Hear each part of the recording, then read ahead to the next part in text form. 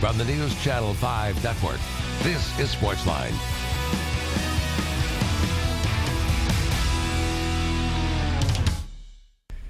Hey there, SportsLine on your television. Steve Lehman here with you. Glad you are here with us on this Monday night on News Channel 5+. Phone lines open tonight, 737-7767. I want to hear your thoughts on what you saw from the Titans on Friday night down in Atlanta. So much hype around that game and about seeing the Titans, about seeing Marcus Mariota for the first time. It was certainly a rocky start.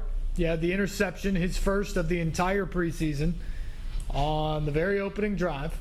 He was also sacked on that drive. Then the next drive, he fumbled a ball where it was stripped from behind in the pocket. How big of a concern do you have with the way things started?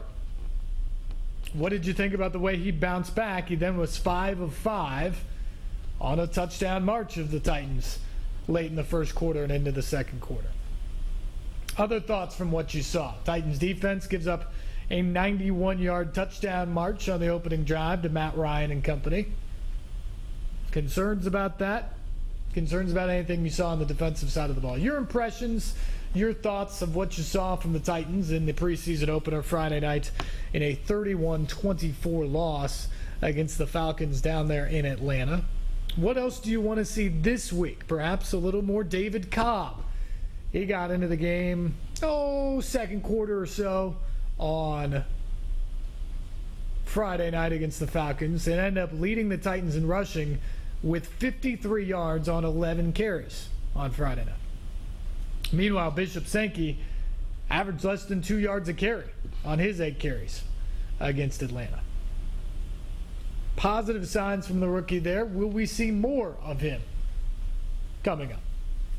Do you want to see more of him?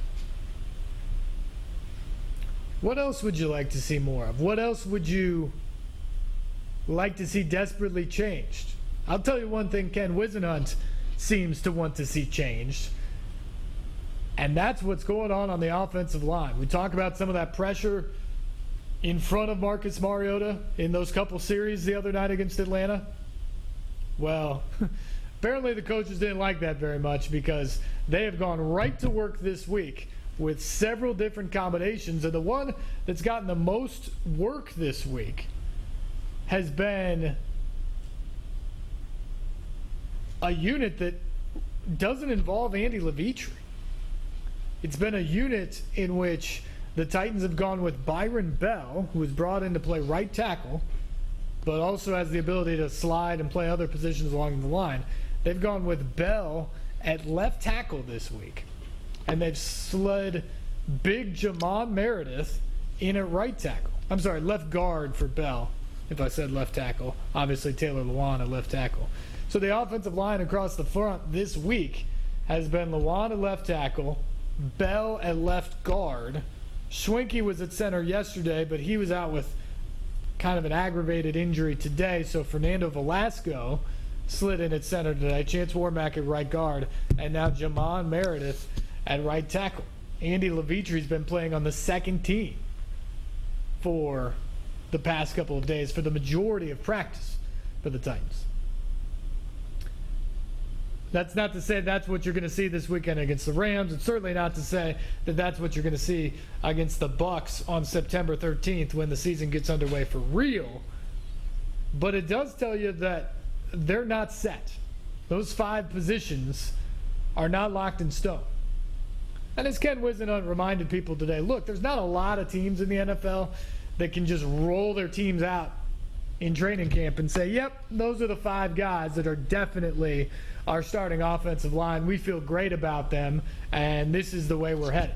Not a lot of teams can do that, but the Titans certainly don't appear to be one of them right now in this training camp. So more shuffling there on the offensive line.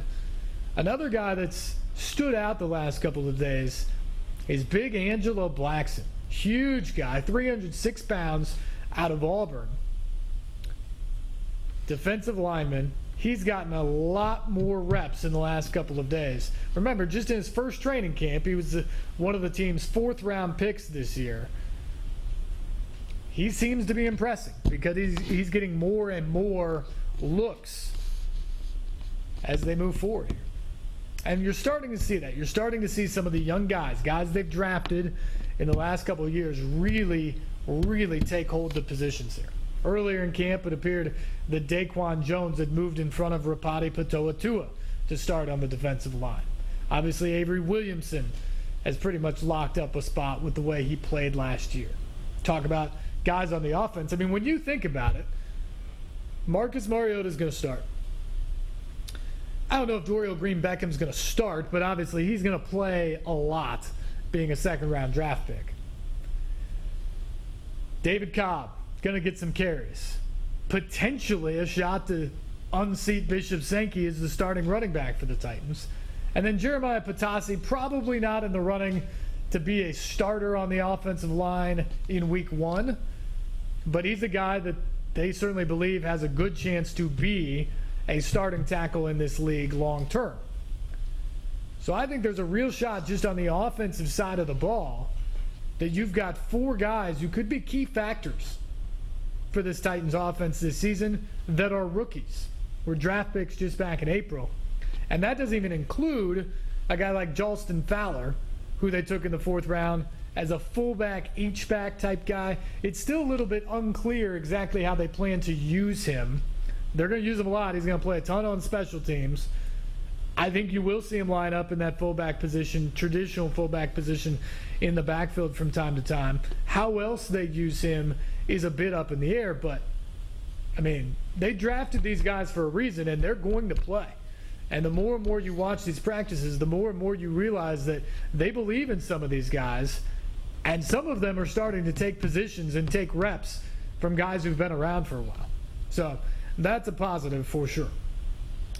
737-7767 is the number tonight. We want to hear from you.